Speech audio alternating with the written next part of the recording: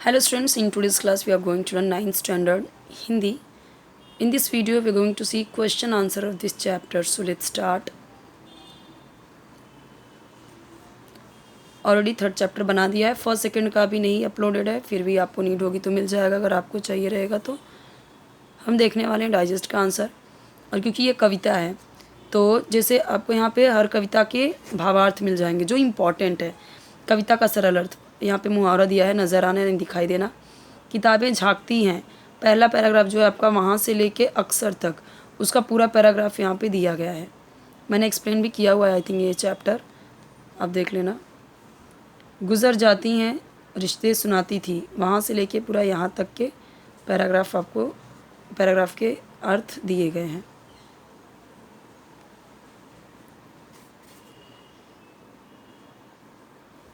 Chapter अगर आपको नहीं समझा है, नहीं समझ में आया या आप अटेंड नहीं कर पाए, कोई भी रीज़न हो, तो आप ये जो दिया गया है इसे पढ़िए, आपको समझ में आ जाएगा चैप्टर पूरा पूरा अच्छे से, बहुत ही डिटेल में मीनिंग गिवन है।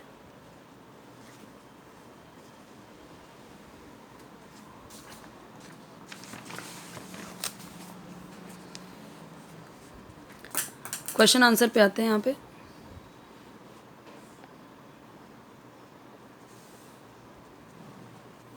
मानवीकरण किया गया है, किसका मानवीकरण किया गया, यानी एक इंसान की तरह उसे बताया गया है। तो किताबें। देखने के अर्थ में प्रयुक्त शब्द, देखने के लिए क्या वर्ड यूज़ किया गया है, तो देखिए तकती, तकना होता है ना, देखना।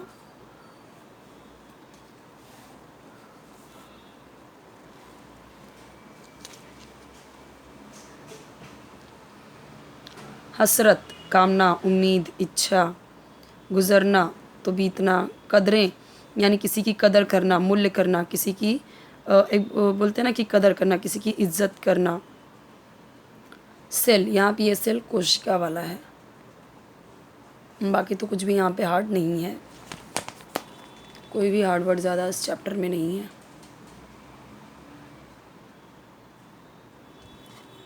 सफ़ा, पन्ना, ये सारे मोस्ट ऑफ इसमें हम देख रहे हैं कि उर्दू वर्ड्स हैं।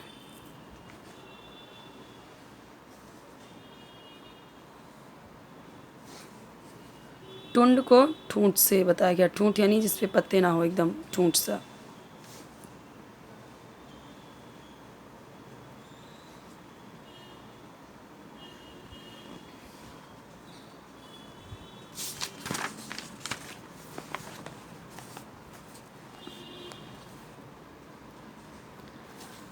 यहाँ पे आपको दिया गया उपयुक्त पद्यांश का भावार्थ लिखिए।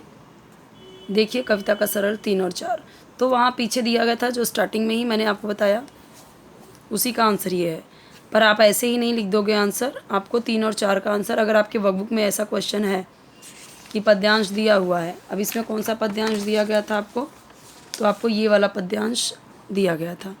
अब ये पद्यांश जो दिया गया है वह सारे उधड़े उधड़े हैं, तो ये वाला जो पूरा पैराग्राफ है वो स्टार्टिंग में हमने देखा, जो मैंने आपको बोला कि वो मीनिंग आप याद कर लीजिए सारे, मतलब वो सारे अर्थ वहाँ से देख लीजिए, तो वहाँ से आपको ये कंप्लीट कर लेना है, स्टार्टिंग के भावार्थ जो हैं।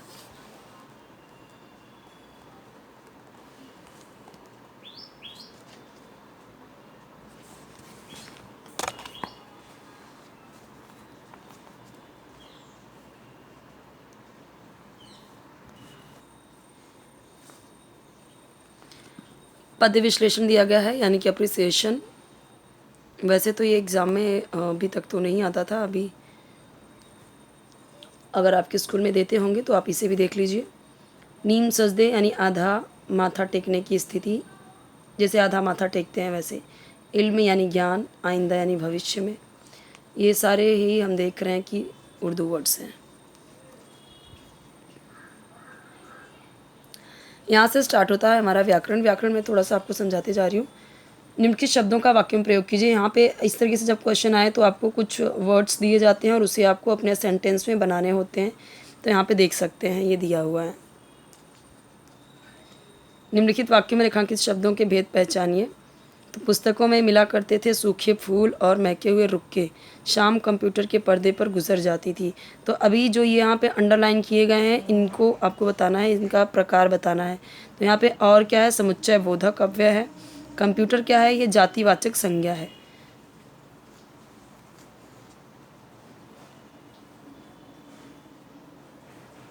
अब यहाँ पे ये दो दिए गए हैं, इन अव्ययों का वाक्यों में प्रयोग करना है। तो यहाँ पे देखिए वाक्य में प्रयोग किया गया है दोनों का ही। जो अधोरेखांकित शब्द हैं यहाँ पे, इनका आपको प्रकार लिखना है। तो वाह ये विस्मयादि बोधक अव्यय है, अंदर ये संबंध बोधक अव्यय है। ये भी यहाँ पे बहुत ही इजी है। यहाँ पे देखिए काल परिवर्तन करना है, ये दिए गए हैं, ये दिया गया है वर्तमान काल में, बनाना किस में, पूर्ण भूतकाल में। तो देखिए उधड़े थे आ गया पूर्ण भूतकाल है, ये भी वर्तमान काल में है, लेकिन इसे किस में करना है, अपूर्ण वर्तमान काल यानी रहा रही में करना है। तो रही है कर दिया गया इसे। ओके,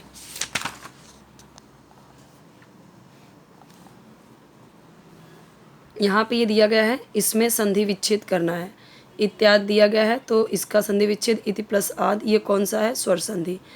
अधोगति यहाँ पे ये वर्ड है, इसका संधि विच्छेद है अधोगति, और संधि भेद क्या है यानी उसका प्रकार क्या है, तो विसर्ग संधि है, क्योंकि यहाँ पे दोनों ही हम देख रहे हैं व्यंजन है। यहाँ दोनों पे स्वर था ई प्लस आ, तो इसलिए यहाँ पे आया था स्वर संधि। और यहाँ पे विसर्ग संधि क्यों है, क्योंकि यहाँ पे अह की मात्रा है तो विसर्ग, इसलिए विसर्ग यानी इसलिए यहाँ पे विसर्ग संधि है। व्यंजन संधि क्यों है, ये जगत प्लस नाथ, जगन्नाथ, जगन्नाथ का आएगा जगत प्लस नाथ यहाँ पे। तो ये क्यों आया व्यंजन संधि क्यों है, क्योंकि आधा यहाँ पे आया, कहीं पे भी आपको हाफ दिख जाएगा तो वो हो जाता है आपका व्यंजन संधि।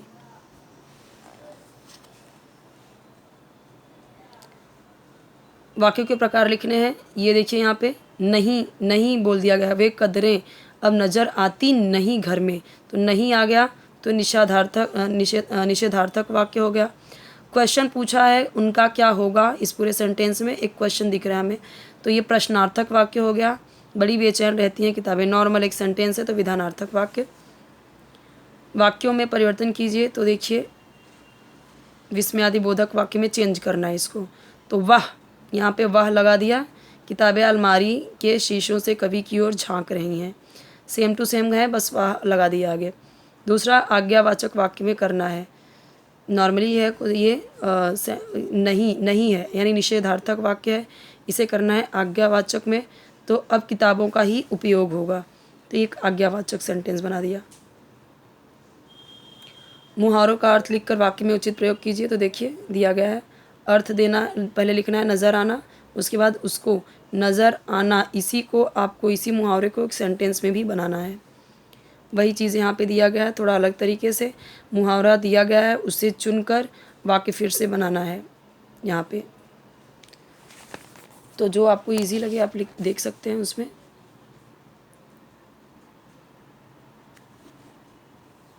यहाँ पे कुछ क्वेश्चन रह गए, वाक्य शुद्ध करके लिखना है। अब मई लिखा है तो मई का तो सीधा सीधा मैं आएगा, चलेगा, मई आपके साथ चलेगा, एकदम क्लियर दिख रहा है कि रॉन्ग है, सही करके लिख दिया गया इसे। दूसरा पानी कुछ जैसा, ऐसा पानी कोई वर्ड नहीं है तो पानी है हिंदी में।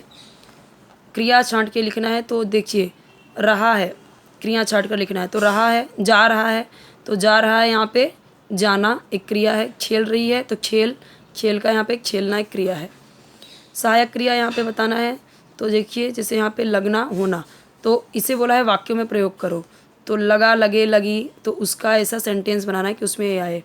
और होना का देखिए हो गई है, उसमें सेंटेंस बनाया, हो गई है, हो गया है, हुआ, इस तरीके से होना का सेंटेंस बनेगा।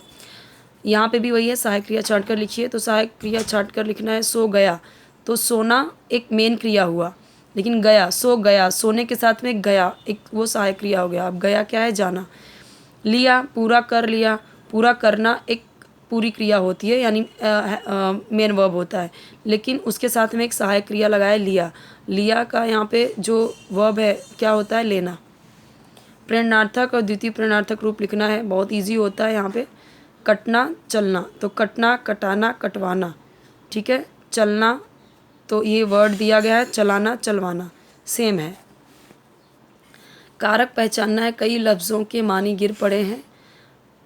लफ्ज़ों के, ये आपका कौन सा कारक है? कभी सीने पे रख के लेट जाते थे। अब ये दोनों ही पे के जो आए हैं, और यहाँ पे जबी से ये कौन से कारक है? तो देखो लफ्ज़ों के, यहाँ पे अंडरलाइन यहाँ तक आना चाहिए, के पास तक, पे के पास और से तक, बट यहाँ पे नहीं दिया है। बट यहाँ पे देखिए आपको समझाया है, क्योंकि उनको देना ही पड़ेगा यहाँ पे, क्योंकि हम के, पे या पर या से, इनसे ही हम कारक, यही तो कारक है।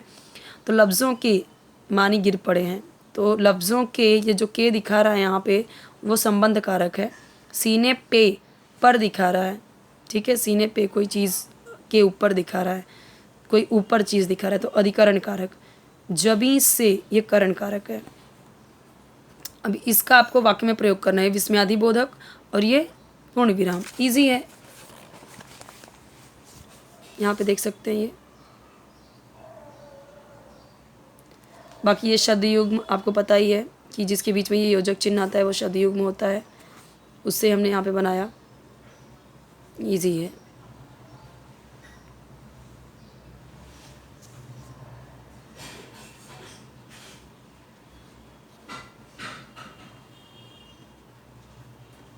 ग्रंथ हमारे गुरु, चर्चा कीजिए तथा अपने विचार लिखिए।